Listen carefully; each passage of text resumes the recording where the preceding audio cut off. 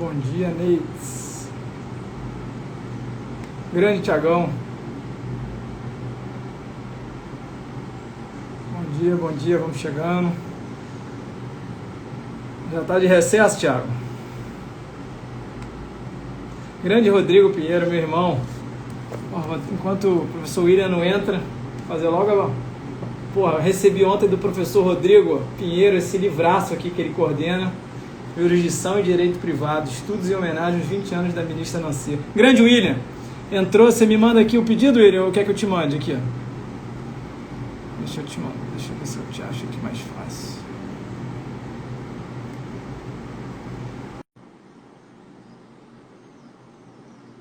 Guardando o professor William.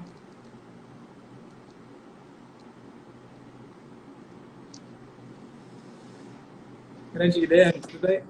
Mestre William, você me ouve?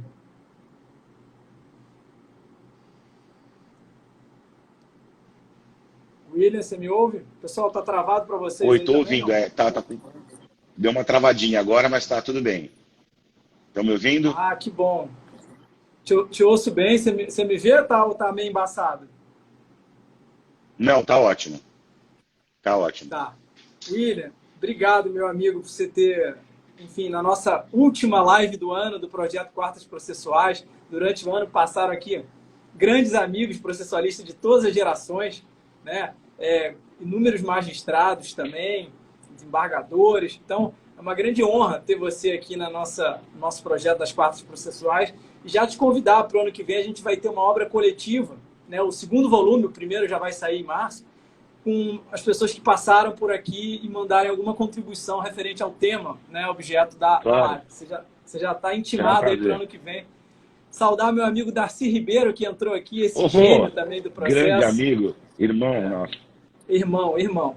Bom, William, vamos lá. Como de costume, eu queria fazer aqui a sua apresentação, a liturgia mínima, né, o currículo muito mais extenso, mas vou limitar a comentar que o professor William é doutor e mestre pela PUC de São Paulo, professor da graduação, mestrado e doutorado da PUC de São Paulo, membro do IDP e IBDP, advogado, né? E eu, dentre as suas várias obras, né, referências, eu destaco que para mim é um livro que para mim é muito marcante, que são os Princípios Fundamentais da Prova Civil, né, um clássico. E não posso também deixar de enaltecer, destacar a coletânea, né, William, que você coordenou com o Marco Jobim, salvo engano, é o volume 5 da coleção Grandes Isso, Temas do novo CPC, que é sobre direito exato, probatório, né? Então, exato. realmente, assim, uma obra referência, paradigmática. Parabéns pelo seu trabalho. Muito obrigado. Sou seu fã. E aí eu vou Imagina. já, enquanto Somos aqui dois. já te dou a palavra para considerações iniciais, eu vou colocar o tema aqui, fixar o tema para todo mundo saber do que a gente vai falar, e aí eu retomo depois com as provocações, pode ser? Claro. Bom, meu amigo, primeiro é uma honra estar aqui nesse teu espaço tão importante para a advocacia, para o direito em geral, para estudantes, para aqueles que têm esses temas palpitantes e ligados a essa prática, esse ato de concretizar, né, os pensamentos, as ideias, as teses que a advocacia enfrenta. Eu queria inaugurar essa que vai ser a minha a primeira aqui nesse teu espaço, mas a última do ano, de um ano tão especial, em diversos sentidos, positivos e negativos, mas muitos positivos, e esse é um deles. Esse espaço, gerado com essa oportunidade da pandemia, me leva nesse momento de última palestra do ano a pensar que nós realmente conseguimos, em alguns pontos, nos reinventar. E, por incrível que pareça, em termos de diálogos, nós aumentamos muito a nossa capacidade, muito mesmo. E se nós aumentamos, é por iniciativas como a tua, tão oportunas, tão sérias, tão dedicadas, de um processualista que tem esse conhecimento e esse reconhecimento como você. Então, muito obrigado pela participação. Fico muito feliz. E eu sempre, quando vou falar de direito probatório, ou de provas em geral, e da advocacia, eu gosto de falar uma coisa para inspirar advogados e advogadas. Eu acho, e sempre digo isso, é uma frase que eu falo há muitos anos, para mim, advogado e advogada são aqueles que provam que o impossível é um déficit cognitivo. Essa frase que eu conheço há muito tempo é real, porque às vezes você tem uma condição totalmente adversa, às vezes você tem uma condição dificílima, especialmente nas provas, porque às vezes, porque o direito, você estuda bastante, você tem várias instâncias, você tem N oportunidades, se não der certo você tem ação rescisória. A prova, via de regra, é tiro rápido e tiro direto. Então, são momentos que definem uma vida. São minutos de uma audiência, são decisões de uma manifestação, são questionamentos de um perito. Ou seja, o direito à prova, eu correlacionaria muito com a intervenção de uma cirurgia, aquelas cirurgias radicais. Você tem que decidir, é aqui ou ali. Aqui pode matar, aqui pode ter uma sobrevida de alta qualidade. Quer dizer, e às vezes a advocacia no direito probatório tem isso. Muitas vezes não tem um repensar. Então, se eu puder colocar já uma primeira inspiração para nós, e pela minha experiência, é essa. Mas talvez aqui é um ponto, primeiro, de estímulo e segundo, de autocrítica. Por quê? Porque eu vejo que nós temos muito essa pegada da parte de direito, ou seja, vamos lá, vamos levando. E o brasileiro é muito de acreditar que vai dar certo, então, que é muito bom, mas às vezes é assim, o perito, vamos ver como é que ele vai. Não vou me indispor com o perito, só para, por exemplo, estampar uma questão prática. Não vou me indispor, não vou verificar como é que é a especialidade dele, não vou verificar o que o que ele já se dedicou, qual é o trabalho dele, quais são os diplomas que ele possui, quais são os cursos. Ou seja, eu não vejo isso. E aí o que acontece? Lá na frente vem um laudo péssimo, aí eu começo, não, porque é um absurdo, e talvez, uma parte pelo menos, isso pudesse ter um controle prévio. Então, esse é apenas um exemplo do que é diferente você lidar com a prova do que é lidar com o direito. Porque às vezes você faz uma formatação, desde que você fale genericamente do tema, você vai poder estudar muito mais para uma próxima manifestação, para um recurso de apelação, e normalmente a prova não tem esse mesmo momento. A prova é permeada de problemas voltados a não conseguir voltar atrás. Então, é isso eu queria já dar como primeiro destaque desse nosso pontapé inicial aqui, porque eu acho que a advocacia ela precisa estar sempre presente e muito atenta em cada ato probatório. Seria esse o primeiro ponto que eu gostaria de ressaltar. Incrível, William. Eu acho que foi uma grande inauguração. Você falando aí do advogado que ele tem os desafios, né? Eu lembrei daquela frase assim, não sabendo que era impossível, foi lá e fez, né? Então assim, mas realmente, cara, a gente está com uma plateia hoje aqui muito qualificada, já vi o desembargador Alexandre Câmara, Antônio do Passo Cabral, Gustavo Osner, só assim, são as minhas referências também, né? Meus professores e tal, então realmente fico muito feliz por Vitor de Paula Ramos também. Bom, William, vamos lá. Só tem fera aqui. Vamos fazer o seguinte, vamos todo mundo ouvi-los, porque nós precisamos ouvir esses grandes amigos e pessoas queridos, né? Que eu admiro tanto. A live faltava isso. Você poderia adicionar alguém num quadradinho só para ele entrar e fazer com certeza, com certeza. Bom, sintam-se todos abraçados. Vamos lá. Eu vou fazer a pergunta que eu costumo abrir, né, as lives, até porque para dar a chance daquele que eu convidei expor um pouquinho, né? Advocacia estratégica probatória é o tema da nossa live. Qual é a importância e por que você escolheu esse tema? Quais são os recados, os bizus que você pode dar para os advogados de modo geral, já que a gente está na casa dos advogados, né? Quando eu falo advocacia estratégica, a questão eu dividiria em dois pontos. Que eu diria de conhecimento, de aprofundamento, e outro de atitude. Se eu vou explicar isso, eu diria o seguinte: eu tenho falado muito de advocacia estratégica nos últimos tempos, tentando realmente trabalhar com esse tema pelo seguinte: eu só tenho estratégia quando eu conheço as opções disponíveis. Então, essa é a primeira etapa da reflexão. A reflexão de que, em locais onde eu tenho atitudes muito imediatas, eu preciso me focar já tendo alguns conhecimentos. Por quê? Porque às vezes eu vou ter que tomar uma decisão muito radical, efetiva, essa é do exemplo, eu acho que eu queria ficar com esse parâmetro da cirurgia e do momento da decisão para criar essa imagem, eu preciso tomar, mas ele não vai saber o que fazer se ele não tiver um conhecimento prévio. Então, a estratégia dentro do possível, tomar contato, primeiro com a legislação. A legislação, eu acho assim, eu tenho dito para muitos colegas que ler o Código de Processo Civil, primeiro, sem nenhum texto, sem nenhuma doutrina, ler o Código de Processo Civil. Só conhecer os dispositivos do Código, acredite, você fará muito com isso. A advocacia tem perdido eu acho que essa cultura delivery, ela leva você a querer buscar no Google a resposta ao seu problema. E não entender que, às vezes, a resposta está em você e com alguns instrumentos. Começando pela lei, que antes a gente chamava lei seca, né? E depois com a doutrina. Mas eu diria, esta é para a técnica de discutir o direito, de se preparar. Agora, para aquele que age, ele já precisa ter o quê? O conhecimento. É a primeira etapa, então. Então, mas é muito? Não. A cada dia você vai ganhando. E isso dá para se fazer no direito probatório com muita certeza.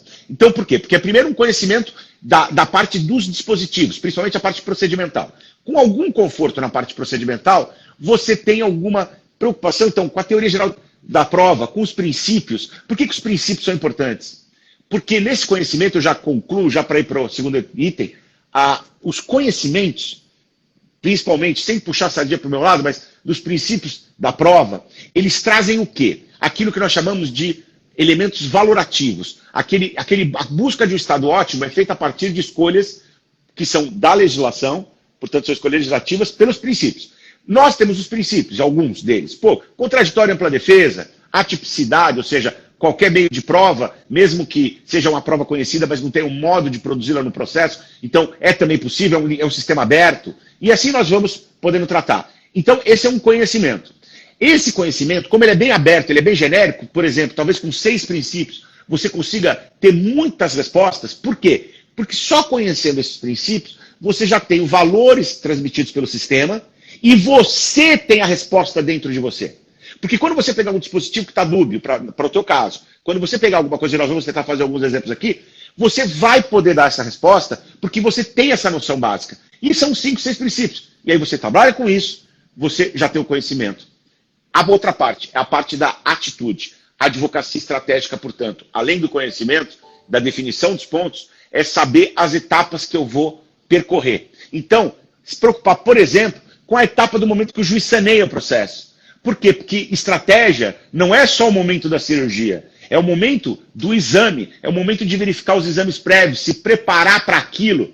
Né? Tá até parecendo que eu estou num seriado de Grey's Anatomy, né? Mas a ideia é essa, quer dizer, eu ver aquele processo, ver as questões de fato, definir essas questões de fato, definir os meios de prova que eu vou para produzir aquilo, e aí nessa discussão do saneamento, porque ali já vai ter uma conformação. Eu sei que a magistratura tem uma pegada muito de centralização desses elementos, mas isso está mudando, porque nós, como podemos falar, há uma mudança de protagonismo, e isso eu tenho falado muito, é o protagonismo das partes e da advocacia em relação a um juiz, aquela figura do juiz Hércules, que centraliza tudo, pode tudo, e por quê? Porque ele é muito melhor para coletar a prova, porque ele é imparcial. Isso é um erro, porque a imparcialidade, ela é crítica, e não de levar elementos para o processo. Isso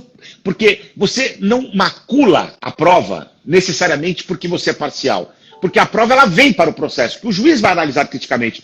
O momento da imparcialidade, sobretudo, é nesta questão. É uma confusão pensar que quem é imparcial faz melhor a produção da prova. Primeiro porque ele não conhece as provas, ele não conversa com testemunhas, ele não fala e dialoga com peritos e assistentes, perdendo dias sobre isso. Portanto, o juiz não tem condições de fazer isso. Então, o que eu queria levar, então, é essa primeira ideia de que estratégia é conhecimento e ter um protagonismo da advocacia no momento da definição, que é o momento que chamam de saneamento, mas é a organização do processo, que seria mais tecnicamente organização estrutória do processo. Tem até um trabalho que eu recentemente publiquei sobre essa ideia de case management, a ideia na revista de processo de organizar a parte probatória numa gestão mesmo da prova, e aí neste ponto você discute. E depois, claro, é a atitude altamente assertiva no momento da produção. É no momento de preparar perguntas antes da audiência, estruturar essas questões, o depoimento, trabalhar essa questão, tudo isso ajuda muito, porque o pensar antes é o executar melhor durante. Então, é o que eu poderia, nesse primeiro momento, dar como ideia de estratégia. E não ter como estratégia esperar a desgraça probatória para correr atrás do milagre instrutório. Que esse é o problema. Maravilhoso, William. William, eu estou vendo tanta gente, Rodrigo Mazei aqui entrou aqui também. Então, eu falei assim, nossa!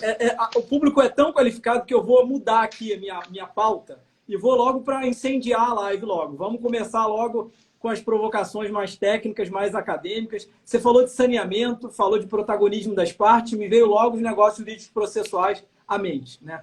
Eu sei a sua opinião sobre isso, mas assim, eu queria te ouvir um pouquinho. Nos negócios jurídicos processuais, né? Quais são esses limites em relação aos poderes instrutórios do juiz? As partes podem requerer a dispensa da perícia? Isso vincula o juiz ou não? E 2, segunda pergunta já para você emendar.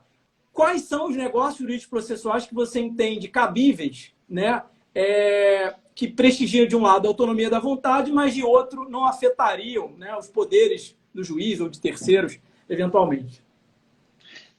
Bom, primeiro, obrigado pela excelente pergunta. Primeiro, só para avisar a todos, tirando aquele da colega, essa é a pergunta de $1 milhão, né? Essa pergunta nos negócios é uma das perguntas de $1 milhão. Só para porque a pergunta é uma das perguntas mais faixa preta ligado às artes marciais que nós temos nesse assunto. O que eu diria, e você diz até como você conhece a minha posição, em primeiro lugar, eu acho que eu nunca falei isso antes. Eu acho que essa discussão centrada no problema que gera para o juiz, ela provoca uma divisão em prejuízo dos negócios processuais. Mas, William, não dá para não deixar de discutir isso. Não é isso que eu quero dizer. É que, por exemplo, o negócio processual ele é altamente útil no ambiente probatório. E levar esse tema a exclusivamente tratar daquilo que afeta o juiz provoca uma insurgência preliminar, preconceituosa ao assunto e há uma inadmissão prévia da magistratura, em boa medida, em relação a isso. O que eu estou querendo dizer com isso? Eu estou querendo dizer o seguinte: para mim, primeiramente, não há obstáculo Aí, Cabral, não há obstáculo à celebração de negócios probatórios. O que ocorre é um fator posterior e não um fator anterior. O que eu quero dizer com isso? Eu posso determinar um determinado meio de prova, indicar determinadas condições, provas atípicas, posso estabelecer provas num plano extrajudicial, tudo isso eu posso fazer. O resultado, se ele for positivo, e por isso que eu acho importante, que o juiz não impede, não pode impedir, ele trabalha com conteúdo. Resultou esse conteúdo, o juiz, apenas se não houver a condição de esclarecimento, não houver o ponto positivo, é que eu acredito que incide, e aí com todo o meu respeito, não como um obstáculo, mas como um crescimento adicional em relação ao artigo que trabalha com a condição do juiz e os deveres poderes instrutórios. Naquilo que é do processo. Não é juiz investigador, não é inquisidor, absolutamente nada disso. Eu não estou falando da busca das provas. Eu estou falando de elementos que, conhecidos e sabidos, podem ser determinados pelo juiz para o julgamento de mérito, que é o que está no artigo 370 do Código de Processo Civil, que tem que conviver de forma equilibrada com o artigo 190. Porque eu queria só dizer uma coisa. Primeiro, o protagonismo é das partes. Mas o protagonismo não significa um exclusivismo. E e subsidiariedade não significa impedimento de sua incidência após o primeiro elemento. É isso que eu queria destacar. Eu não fico na primeira etapa. Então, indo direto à sua pergunta, não cabe produção de prova pericial sobre tal questão. Produzida a prova, da forma que as partes desejaram, o juiz está caminhando para o ônus da prova, porque há, naquela condição, uma indefinição. Na minha opinião, quando há, dentro daquele contexto, uma configuração de possibilidade de cooperação, e aí incomoda, porque isso está no código também, porque a grande questão é que quando a gente fala de protagonismo, eu tenho que desenvolver isso. E eu não estou me ligando àquela busca que tem que existir obrigatoriamente o Estado, não é isso. Mas quando você integra alguém que vai julgar, como ele julga o mérito, se ele não é o conteúdo, porque o conteúdo é dado pelas partes, mas se ele não tem dentro do ambiente probatório essa condição, que é uma questão muito nossa, nós não estamos falando de sistemas que não têm essa intervenção, eu acredito que isso é negativo, porque ele vai para esse ambiente de dúvida quando a lei determina que necessárias ao julgamento de mérito. Mas veja, eu primeiro resolvo, se as partes foram bem-sucedidas, como por exemplo, dizem, mas é óbvio que as partes vão fazer o que é melhor para elas. É o que a gente vê. Então, é óbvio que ninguém vai julgar negativo. Primeiro que esse óbvio, eu só quero tirar uma coisa. Existe muita diferença entre o negócio processual pós-fato e o negócio processual pré-fato. Isso é seríssimo. Isso é seríssimo. Volto a dizer, eu não estou detonando o negócio. Ao contrário, eu só estou dizendo que ele vive. Mas ele tem uma função cambiável em relação ao que nós vamos tratar. Para a gente permitir, no momento da prova, essa configuração. Então, eu entendo, respeitosamente, que no momento de observância, e na maioria dos casos, você vai observar, você tem uma questão... Olha, eu tenho que dizer uma coisa. Eu tenho assistido a quase todas as apresentações, discussões, as aulas de mestrado, participado de bancas, eu participei de bancas também, sobre esse tema. Então, eu tenho ouvido muito.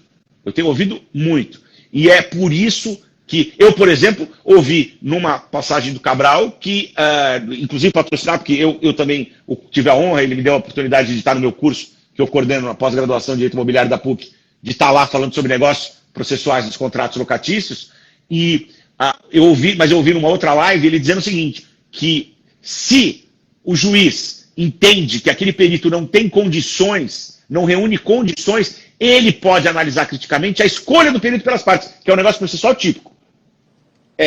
Por quê? Porque ali ele estaria contribuindo no questionamento. Então, quando eu vi, eu falei, opa, peraí. Então, se ele não reúne, se ele for um perito já afastado, por exemplo, ele pode... Agora, uma coisa que eu também concordo, plenamente. Ele tira, mas ele não tira das partes o direito de nomear outro. Perfeito! Olha o que é equilíbrio. Equilíbrio é isso. Claro. Equilíbrio é pensar que entre o 8 e 80 existe nem sempre o meio é o correto, mas é um juízo de equilíbrio que a gente tem que passar por ele. Esse é um exemplo. Não sei se eu consegui me posicionar a respeito. Posso botar uma pimentinha malagueta? Sempre. Tá. Eu já conhecia seu posicionamento, é realmente sempre muito embasado, né? Agora eu fico aqui pensando, vamos lá para o plano prático, né? Eu fiz com o Cabral um negócio de direito processual dizendo que dispensa de prova pericial. É porque é caro, é porque a gente entende que não precisava dessa prova técnica e tal.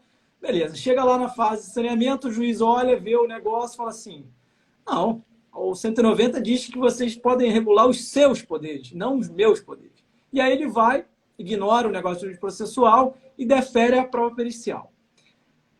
A rigor o custo seria dividido, né? Quando o juiz defere de ofício Sim. a prova. Ninguém paga. Sim. Não tem a prova. O juiz não pode fazer a penhora online na conta de ninguém para pegar os honorários do perito. Não vai Discordo. Discorda? Não, só para completar. Tá. Aí, a rigor, não teria prova. Seria perda da prova, né? A menos que você imponha a prova. E aí, como é que fica? O resultado prático não seria o mesmo, William? No sentido de não ter a prova porque ninguém pagou a prova? Como é que você vê isso? Veja bem, em primeiro lugar, isso de não pagar pode acontecer e ao não pagar você tem incidência. Isso não quer dizer que o juiz não fez no momento da cooperação a parte dele. O que eu estou querendo dizer, eu chego no mesmo resultado, mas com caminhos absolutamente distintos. Porque uma coisa é dizer não vai ter essa prova, aplica o ônus. A outra coisa é você dizer aplica a prova, não havendo a iniciativa, aí eu incido a responsabilidade. Sabe por que é diferente? Porque eu tenho que ser coerente com o meu discurso. Porque para o meu discurso ela é completamente distinta. Porque o juiz diz, eu preciso disso. Eles fazem... por exemplo, eu fico pensando o seguinte, você pode ter uma situação dessa prevista anteriormente ao fato e, portanto, você não conseguir identificar essa questão? Isso pode acontecer. No ramo da prova técnica, da prova científica, a evolução não é muito grande. Aí poderiam dizer, tá bom, William, mas isso é uma cláusula que pode ser inconsequente. Tudo bem, teríamos esse ponto. Tem muita gente que diz, não, eu não vou fazer uma cláusula dessa, porque eu não sei qual vai ser o próximo passo. Só que eu fico pensando o seguinte, não é diferente, porque eu ouvi algumas coisas muito interessantes, do tipo, o negócio processual, e eu concordo com o Cabral, estimula ele entra no objeto da negociação. Quer dizer, então quando eu defino alguma coisa, eu defino até ajudando o negócio. Quando eu falo do processo, concordo plenamente. Nós falamos de vários casos, questão de concessão de tutela provisória, tutela provisória ligada a resto, enfim. Embora, viu, Cabral, só para contar uma rapidamente entre nós aqui, e o nosso amigo Mazola, eu fiz um negócio processual bonitinho, levei para homologação o acordo de pagamento, porque já era um caso totalmente depauperado, última chance. E a última chance eu falei, mas homologação. E aí o que eu fiz? Como ia ter homologação, eu meti um negócio processual, não para homologar o negócio, que não precisava, mas como estava homologando o acordo para no descumprimento ser cumprimento de sentença, eu falei, vou tentar uma faixa preta. Peguei e estabeleci com a parte seguinte, você está querendo? Você quer pagar? Você tem confiança? Tenho. Então é o seguinte, negócio processual de que não havendo pagamento, a parte já requererá arresto de bens para cumprimento de sentença, independentemente do prazo para pagar. Lindinho. Legal. Falei, tô com tudo. Além disso, homologado. Falei, agora eu tô, céu de brigadeiro. Até para aqueles que exigem homologação, eu tô homologado. Trânsito em julgado. Falei, tô na melhor dos mundos. Chegou, não pagou. Eu cheguei e falei, beleza, bonitinho, cumprimento, papapá, excelência, cláusula tal, arresto. Indefiro. Aí eu faço embargos. Falei, excelência, negócio processual. A parte devedora disse que caberia o arresto de bens dela para pagar a dívida. Eu estou pedindo. Não há urgência e o juiz não pode ser afastado do juiz a avaliação. Então, é esse o exemplo. Quer dizer, aqui, dessa questão, no tocante a essa questão do arresto. É um juízo de conveniência. Mas eu vejo que a disponibilidade para pagar é uma questão. A disponibilidade para a prova, ela interfere no juízo de conhecimento do conteúdo fático. O que eu quero dizer é o seguinte, ele interfere no julgamento de mérito da questão. Então, como este caso, eu posso, por exemplo, a parte pode ir lá e pagar amigavelmente, ela pode fazer um acordo e evitar a decisão judicial. Eu entendo isso. Eu até acho que isto é uma opção legal. Eu quero dizer isso. Eu acho que a lei pode dizer que o juiz não pode determinar a prova. Só que eu não entendo que a lei brasileira permite isso. Então, é nesse conceito. Mas aí você tinha me perguntado uma outra coisa, que era o problema do não pagamento. E eu falei, opa, peraí, não, é que é o seguinte... Não, calma aí, deixa eu só fazer um parêntese nesse ponto, senão eu vou perder esse gancho. Você contou esse caso teu muito interessante. É impressionante, né, William, a dispersão jurisprudencial que tem ainda no tema dos negócios, né? Outro dia eu vi uma decisão do Tribunal de São Paulo, olha que interessante. Era um contrato, o devedor não pagou, e aí as partes acabaram fazendo uma confissão de dívida. E na confissão de dívida, no próprio instrumento, elas combinaram, fizeram um negócio processual dizendo o seguinte: olha, se você não pagar de novo, né, quando entrar com a execução por título extrajudicial, eu vou poder pedir a penhora antes da citação. E o tribunal manteve, reconheceu a validade da penhora antes da própria citação do executado. Eu vou dizer uma coisa. Sabe o que eu acho que tem de erro nisso aí? Porque o arresto tem o regime jurídico da penhora. E eu talvez por outro lado diria, bom, mas é melhor você ter colocado a penhora ao invés de arresto, porque ao falar penhora, não precisa ter urgência.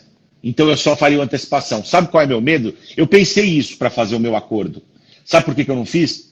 Porque se eu coloco um peso de invalidade para análise futura da penhora, porque isso é um tema polêmico, porque é um problema de deslocamento, porque o regime jurídico tem hipótese, que é o arresto, é pré-penhora. E porque a penhora é pós-citação. Então, porque ela é elemento definitivo, leva à impossibilidade do bem. Embora eu até concorde com o negócio, eu acho que é arriscado fazer esse negócio. Por quê? Porque se alguém considerar inválida, eu posso perder uma preferência de penhora. Então, por isso que eu optei pelo arresto e não pela penhora negocial. Porque eu acho que o arresto ele é oportuno, porque ele tem a definição, a parte já aceitou, cabe e tem um regime jurídico de penhora, de pré-penhora. Então, porque eu fiquei com medo de, num futuro, numa ordem de penhoras, para uma prelação, alguém dizendo, mas a dele é inválida porque negócio processual não poderia ter levado... Ele pode dizer que cabe, mas ele não pode dizer que é antes.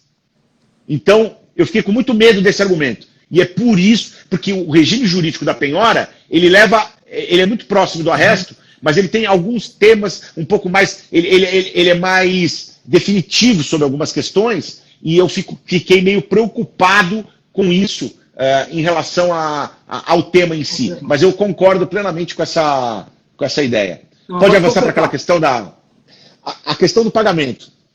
Eu já pensei nesse problema, porque independente de negócio, a lei estipula o rateio. E tem um parágrafo abandonado depois do rateio, que é o parágrafo 1º do mesmo dispositivo, que diz que o juiz determinará o pagamento.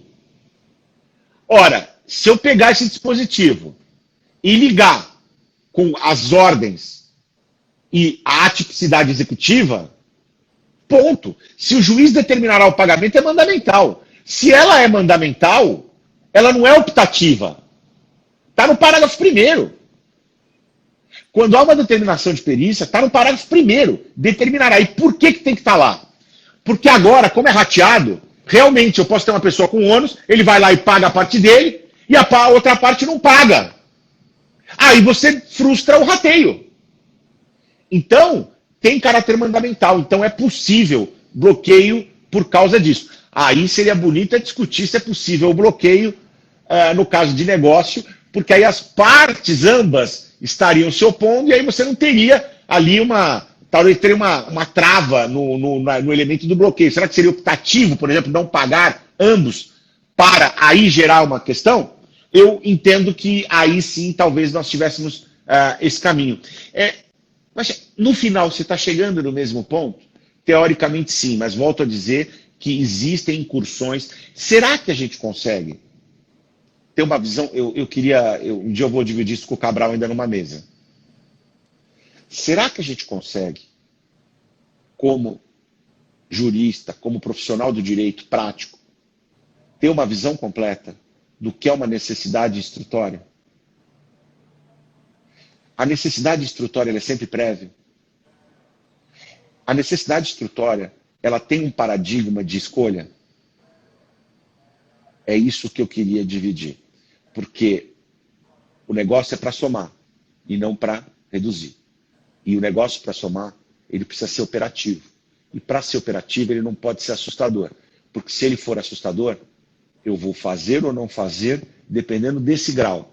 Só que eu perco muito a oportunidade. E eu acho que o riqueza não está nisso. Eu acho que a riqueza está em permitir e aí, excepcionalmente, variar. Sabe por quê? Porque se tudo que os mais fervorosos defensores da teoria mais abrangente querem é defender que o negócio sempre será propositivo, já que houve uma escolha. Então, se essa concretização se dá, ela já tem o ambiente para isso. Ou seja, os opositores não terão que se opor, porque o resultado, eficiência, como é tão defendida, ela foi alcançada. Agora, e quando ela não foi, ou quando aquilo teve uma mutação? Esse é o problema. Eu não preciso de um grau de oxigenação mínimo. Eu não quero ser o chato. Eu quero ser aquele que traz o ponto de reflexão, apenas. Eu já acho que é protagonismo. De doutorado. Não, que é protagonismo, que o elemento, que a característica privada tem um avanço bastante grande sobre a perspectiva pública. Eu acho que isso já são temas já levados como premissa. O problema é outro aqui. O problema não é de imposição pública. O problema é de eficiência. O problema é de condição prévia, que o negócio consiga estipular Cabral rebus sic stantibus. Se eu não tiver rebus sic stantibus, eu não tenho negócio viável. O que eu estou defendendo é rebus sic stantibus. Não é algo que impede o negócio. É isso. Ou seja, enquanto as coisas permanecem, elas valem. Quando elas não permanecem com as suas expectativas, elas não valem. Você fez algumas provocações aí que isso rende uma bela de uma tese de doutorado, hein? Porque... e sobretudo muito injusto, porque eu tô fazendo esse balanço com o nosso amigo, mas não quero de maneira alguma, ao contrário, monopolizar o tema. É só que de coração eu tô falando isso. E são as primeiras vezes porque eu tenho refletido muito, e eu estou há um ano estudando muito e vendo muito para poder falar essas coisas. Eu vi aqui seu orientando, o William Lettioli, defendeu recentemente. Sim, defendeu recentemente aí o mestrado. O Luiz Felipe Salomão Filho também entrou aqui para prestigiar. William, vamos lá. Assim, como você é o papa do tema probatório, não incide a ideia de pergunta surpresa, decisão surpresa. Eu vou aqui mudar tudo que eu tinha imaginado de perguntar, porque eu sei que você vai ter, larga facilidade de responder. Vamos pegar o tema da produção autônoma de prova, lá do 381 a 383. Eu vou te fazer duas perguntas, tá? A primeira pergunta é o seguinte. Eu estou numa ação normal, procedimento comum, peço uma perícia, o juiz indefere a perícia, né? Não cabe a rigor agravo de instrumento. Eu posso distribuir uma produção autônoma de prova pedindo a perícia, dizendo, excelência, essa perícia é fundamental para um acordo e foi negado na ação que eu tenho aqui em curso, mas eu preciso produzir essa prova agora. Com essa prova vai resolver meu problema. Isso pode ou é um drible da vaca? Essa é a primeira pergunta. Tá? Eu posso distribuir uma produção autônoma de prova para a perícia quando ela acabou de ser indeferida na ação em curso, na primeira ação em curso? Primeira pergunta. A segunda, na produção autônoma de prova, eu quero depoimento pessoal de alguém. Na batida de carro, eu quero ouvir o cara lá para poder colher alguma coisa e, enfim, ver se vai ter acordo ou ajuizar a ação, né? Esse cara não vem, não aparece na audiência, né? Quais são os efeitos disso, né? Não vai poder aplicar, acredito, pena de revelia, né? Mas isso poderia ser uma espécie de uma prova típica? Os efeitos desse não comparecimento poderia ser utilizado como uma prova típica na futura ação? São essas duas provocações que eu queria te ouvir. Vamos lá. Eu fiquei pensando tanto na primeira que eu não sei se eu entendi a segunda. Tá. Eu repito a segunda depois. Fechado. Não, porque eu fiquei pensando muito, porque... vou explicar. Aliás, me permite dar um aviso que eu estou muito feliz com algo que está acontecendo. Quero que você também seja um desses que está conosco nessa empreitada de indicar. Nós estamos lançando uma coletânea sobre reserva científica, cuja proposta é identificar trabalhos naquele ano respectivo que tenham realmente aquilo que é pegada de pesquisa, pegada de ciência, inovação, ponto, e passar isso por um grupo de coordenação, que no caso sou eu e o Rodrigo Mazei, que somos coordenadores gerais dessa coletânea que é Reserva Científica, e um conselho científico com líderes de pesquisa do Brasil todo, das mais diversas universidades do Brasil. Passa por um conselho, por um determinado número de pessoas do conselho, e se passar pelas duas etapas, ele é publicado. E está saindo agora o primeiro sobre produção antecipada. Maravilha. De provas, pela Reserva Científica, que é um trabalho de João Lessa, doutorado, que fala sobre produção de prova, só que sob uma perspectiva de uma análise comparativa Brasil, Estados Unidos e Inglaterra, tendo morado e trabalhado nos Estados Unidos e na Inglaterra. Quer dizer, e aí com a entronização bibliográfica também desse segmento. Então, quebrando várias visões do civil hour, né? Aquele que está olhando de fora e, pô, não, que lá tem muita coisa boa, mas tem muita coisa que a gente vai se surpreender. Olha, é impressionante, assim, a pegada. Mas eu estou falando isso porque é produção autônoma da prova. Então, se alguém tem o prazer, Reserva Científica, coloca a produção antecipada, vai sair na internet, que é da editora TOT. Muito bem. O primeiro ponto. A produção autônoma, ela tem vários desígnios. Se ela é para litigiosidade, ela é para o foco do processo. E vamos discutir se cabe, se não cabe, se cabe agravo, porque alguns casos eu entendo que cabe, enfim, você sabe bem da minha posição. Mas esse é um caso. O outro é o do acordo. O do acordo, ele não... O que eu acho, você falou o drible da vaca. Se ele é um drible da vaca imediato, direto, não cabe. Mas se ele é uma hipótese em que eu tenho realmente, por exemplo, eu desconheço elementos, e esses elementos poderiam me estimular a uma composição, eu entendo que ela é válida e que ela não pode ser obstaculizada. Por quê? O único argumento que eu preciso ter é que ele não vai justificar uma demanda. Eu não estaria, porque aí eu estaria no drible da vaca. Eu estou indo para o acordo. Agora, para o acordo, eu tenho que ter o conceito disso. Mas sabe onde eu acho que está o drible da vaca? Está em outro lugar mais legal. E esse é drible da vaca legítimo. É o seguinte. Na hora que eu fizer a produção autônoma e o juiz negar, eu vou ter recurso. Então, essa é uma visão estratégica. Isso é advocacia estratégica. Probatória. Agora, é claro que quando a ansiedade for 95% de ter a prova para depois levar para o processo, aí ela pode ser um conceito complicado.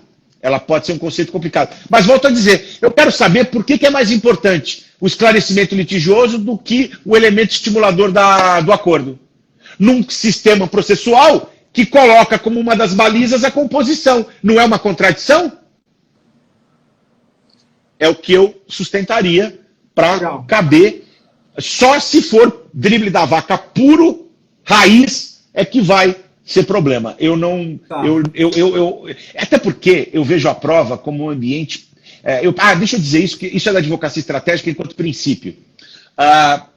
O Código de Processo Civil 2015, eu falo isso desde os breves relatos, breves comentários ao Código de Processo Civil, pela editora RT, que eu escrevi a parte geral da prova.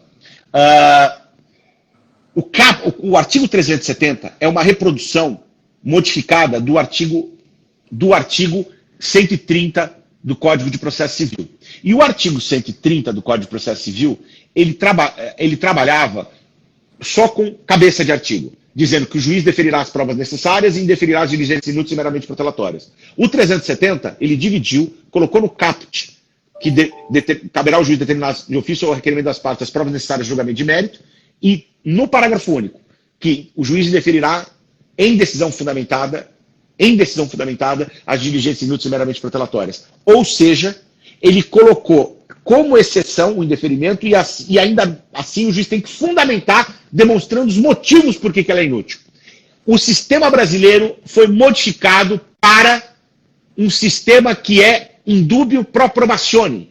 Ou seja, é preferível uma prova a mais que reitera do que uma prova a menos que esclarece. E este conceito ele é fundamental enquanto noção de direito à prova. Porque assim, na dúvida... Então, quando alguém está discutindo muito se pode fazer aquela pergunta ou não pode, o juiz tem que falar, vale a pena isso, que seria o tempo já de ter respondido a pergunta? É o que eu tenho levado nas escolas da magistratura. Porque isso muda o paradigma, muda tudo. Veja bem, eu tenho 3 testemunhas, 2 já foram ouvidas. Doutor, já está esclarecido o fato. Sim, já está esclarecido para ele, mas ele já está julgando o processo? Não está. Então deixa a parte fazer. Mas, doutor, pode até contra o senhor. Quer dizer, sabe, parece um discurso daquele. Não vamos estragar o joguinho que já está pronto? Não vamos estragar o joguinho? Quer dizer, não pode. Sabe por quê? Não existe mais dono da bola. O dono da bola não é o juiz nessa perspectiva. Então não pode. Ele não pode impedir uma prova que já estava deferida. Deixa concluir. E isto é iniciativa probatória. Então, para esse primeiro ponto, eu acho que isso mostra muito que se esse protagonismo existe, se o direito à prova até pode ir por conta do acordo, e principalmente do acordo, por que não a produção da prova não pode ser realizada? Talvez, se tiver um tema muito específico, talvez justifique. Mas eu, numa visão geral, eu tenho uma visão mais aberta e mais admissível. A segunda questão, meu amigo... Calma, deixa eu reformular ela. Estou vendo até que o nosso professor Câmara aqui mandando bom dia, amigos, aqui. Eu até discuti isso numa live com ele, que a hipótese é a seguinte. Darcy, depois eu vou fazer a sua pergunta. Darcy Ribeiro mandou aqui também uma pergunta boa. Vamos responder essa e depois a gente passa para a do Darcy.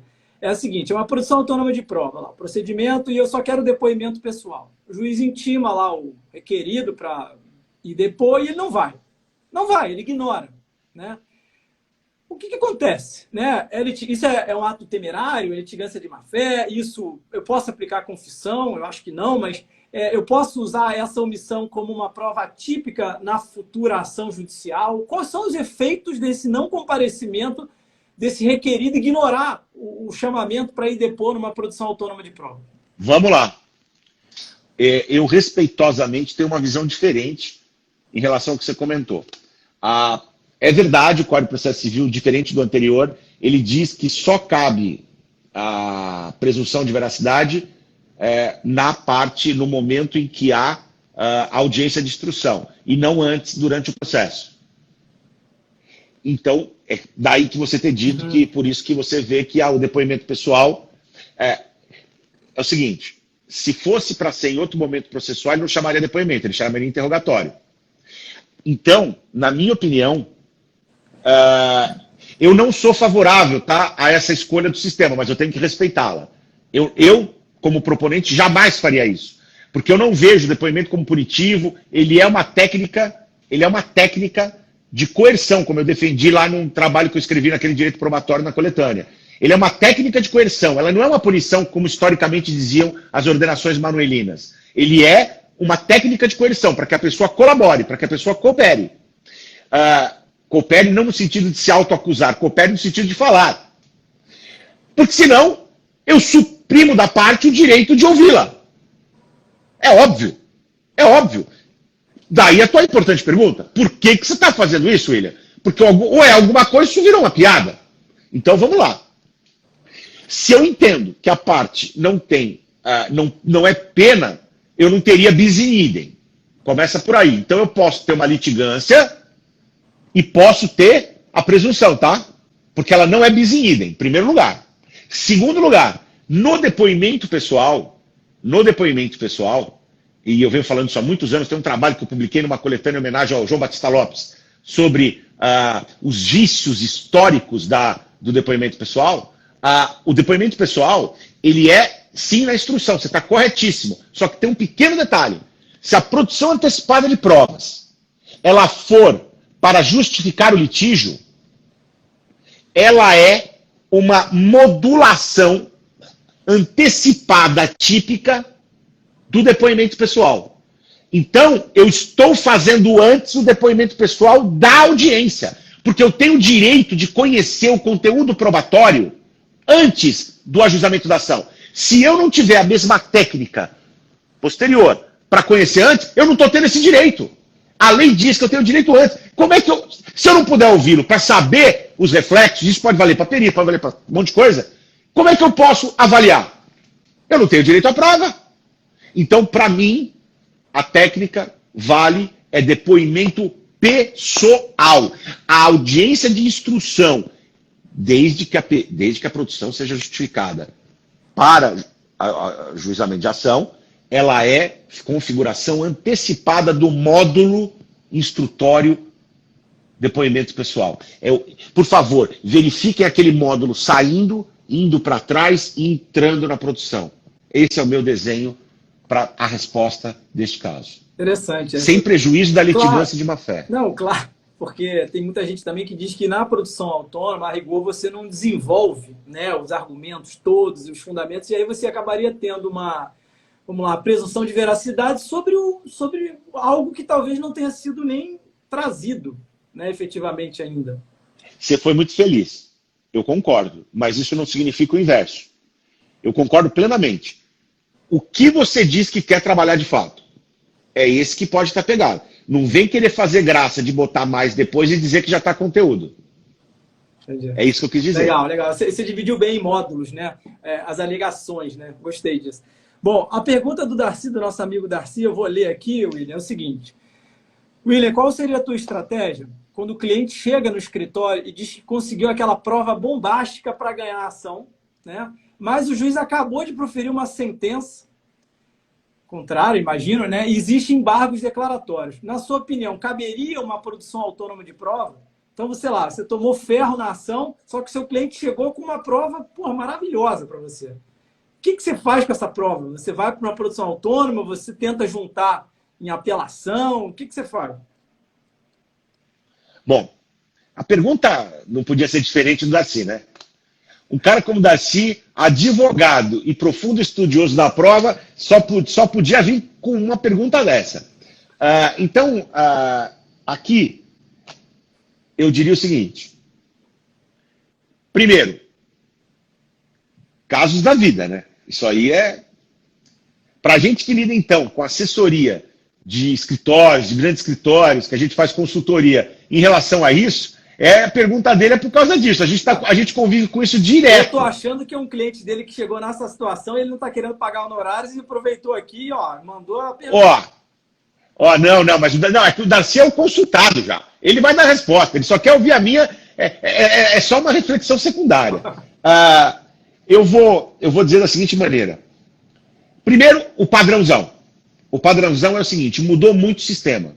O sistema, ele é um sistema que hoje temos, e a pergunta dele, ela tem no fundo dela uma questão muito séria, que é o elemento preclusivo derivado da prova documental, sobretudo da documental, mas todas as provas, chamada prova nova.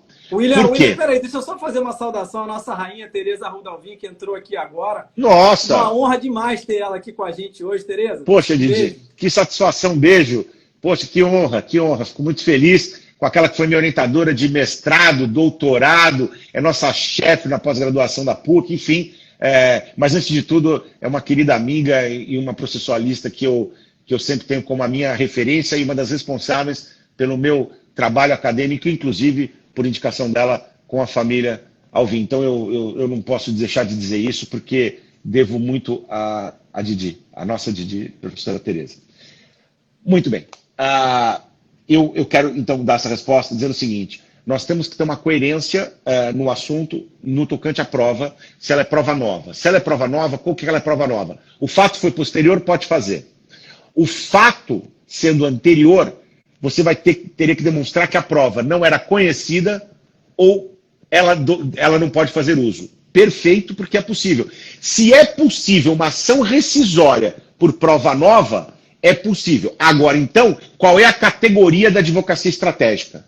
A catalogação de demonstração de que aquilo é uma prova nova, sob a perspectiva do fato novo, e aí resolvido o assunto, sob a perspectiva de contrapor alguma coisa nova que foi colocada, resolvido o assunto, ou sobre alguma coisa que você não conhecia ou dela não pode fazer uso. Só tem uma coisa, não pode ficar demonstrado que você escolheu não ter a prova. E como a pergunta do meu amigo foi, veio com aquela prova maravilhosa que descobriu. Bom, então se ele descobriu, ele não escolheu não produzi-la. Então, se tiver essa categoria, nós vamos poder, inclusive, juntá-la nos próprios autos. E eu defendo, inclusive, que não é só juntá-la, porque às vezes não é documento. É produzi-la. Porque, aliás, eu não estou me lembrando agora, eu acabei de publicar, eu não lembro em qual trabalho, eu escrevi exatamente isso. Que a prova, quando ela vem depois e é direito, eu tenho direito ao seu modelo. Ou seja, não me vem falar que eu posso juntar aos autos e que eu não posso produzir prova pericial, que eu não posso produzir prova testemunhal. Porque é um absurdo. Se a prova é nova, a produção dela é legítima. E aí, com isso, a gente tem que produzir essa prova. E claro que a advocacia estratégica, se for uma prova testemunhal, vai tentar colocar isso numa declaração, vai tentar fazer alguma coisa para tentar levar isso documentado para o processo, pedindo talvez a produção autêntica, mas para que isso possa ser mostrado realmente no ambiente do processo. Seria essa a resposta que eu daria. Cara, William, a gente tem mais 4 minutos, uma pena, porque eu tinha tantas perguntas, principalmente agora essa parte de produção de prova em segundo grau, no tribunal, justamente aproveitando o gancho disso daí que você falou, como é que funcionaria e tal, mas queria que nesses 2 minutos finais você desse alguns recados para a advocacia, alguns bizus em termos das novas ferramentas, das novas potencialidades probatórias do CPC 15. O que os advogados podem extrair mais em termos de rendimento, de eficiência? Quais são as suas dicas que ficam? As dicas que ficam são, sobretudo, que um ponto a nosso favor. A advocacia foi sobremaneira valorizada no ambiente instrutório. Mas, para isso, a gente precisa dar a resposta adequada, a gente precisa estar com essa força, com essa pegada, que é uma função muito importante também das escolas da advocacia e um grande papel que você está desempenhando, que é o seguinte: a advocacia tem que estar preparada para esse novo momento, que é um momento em que nós vamos fazer perguntas diretas às testemunhas. É incrível, com tanto tempo já de Código de Processo, nós ainda estamos falando com áreas de novidade. Né? O novo ainda é novo, né? Então, é isso. Quer dizer, nós vamos ter esse primeiro momento da prova. É muito importante que você já tenha a condição de pensar em protagonismo, em pensar, por exemplo, em provas que não são aquelas modeladas automaticamente na lei. Eu tenho as provas atípicas, o princípio da atipicidade já existia no código e hoje está reforçado. Ele é um ambiente muito mais propício para isso. Por quê? Porque além da atipicidade, o que significa dizer provas produzidas de maneira diferenciada... William, então dá um exemplo prático logo aí. Eu entendo, por exemplo, sei que não entende, que cabe a figura da expert witness. Ou seja, eu levo uma testemunha para falar em juízo sobre questões técnicas ou científicas. Eu já fiz isso, deu muito certo. Eu levei um especialista não para falar do objeto da perícia, mas para dizer o que o perito teria que ter considerado por o maior conhecedor brasileiro do tema. Eu destruí a perícia, porque o cara ele não fez 3 exames reconhecidos internacionalmente para constatar aquela situação. Quer dizer, então, sabe o que é isso? Eu estou transformando vivo, oral, o parecer. O Brasil precisa quebrar o paradigma. A oralidade, ela é altamente contributiva. Então, só para ir rápido, porque a gente não tem mais tempo, essa oralidade é muito, e se eu pudesse deixar uma outra dica, é a possibilidade de você variar o momento da prova, que também é um outro tema que a advocacia pode perceber, por exemplo, que uma oitiva de testemunhas pode ser muito melhor antes, porque se tiverem mentiras que puderem ser refutadas por questão técnica, se você inverter a ordem e botar a perícia depois, seria extraordinário. Então, enfim, o que eu quero só mostrar é que tem um mundo novo a ser desbravado e mares a serem navegados. E nada melhor do que advogados para fazer isso, que são aqueles que acreditam que o impossível é um déficit cognitivo. Maravilhoso, William, cara, incrível. A gente podia ter aqui mais 1 hora para a gente continuar o nosso papo, foi muito agradável, voou. Eu agradeço a todo mundo que entrou, professora Tereza, Alexandre Câmara, Cabral, Gustavo Orne, Darcy Ribeiro, porque realmente vocês são os grandes medalhões, as grandes figuras do processo, e vocês aqui prestigiando a live, de algum modo, também potencializa e ajuda na divulgação desse trabalho que a gente faz, tentando levar um pouquinho de conhecimento nas manhãs de quarta-feira. William, cara, muito obrigado. A live vai ficar salva no IGTV, tá? Deixar um beijo aí para todo mundo já de Natal, feliz ano novo e se cuidem, tá bom? Tchau, William. Obrigado, cara. Tchau, muito obrigado. Um abração para você. Feliz Natal. Tchau, tchau. Amém.